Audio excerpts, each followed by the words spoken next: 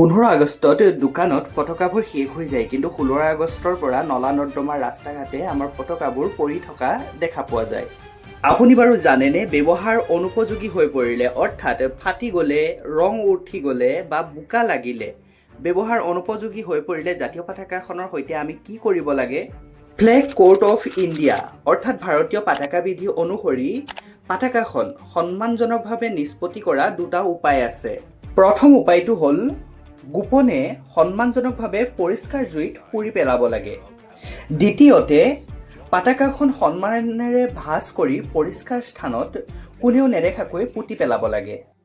এই দুয়োটা কাম কৰোঁতে আপুনি আনন্দ প্ৰকাশ বা ভিডিঅ' প্ৰচাৰ কৰিব নালাগে। যিসকল ব্যক্তিয়ে সন্মানজনকভাৱে জাতীয় পতাকাখন ৰাখিব নোৱাৰে, তেওঁলোকে 15 আগষ্টৰ দিনত কৃত্ৰিম দেশপ্ৰেম দেখুৱাবলৈ জাতীয় পতাকাখন ক্ৰয় কৰিব নালাগে। বিদেশী দেশৰ বিদেশী লোকে আমাৰ জাতীয় পতাকাখনক যেতিয়া অসন্মান কৰে, আমি খঙতে জ্বলি পকি উঠোঁ, কিন্তু নিজৰ দেশতে জাতীয় পতাকাখন নলা নৰ্দমাত পেলাই আমি অসন্মান কৰোঁ।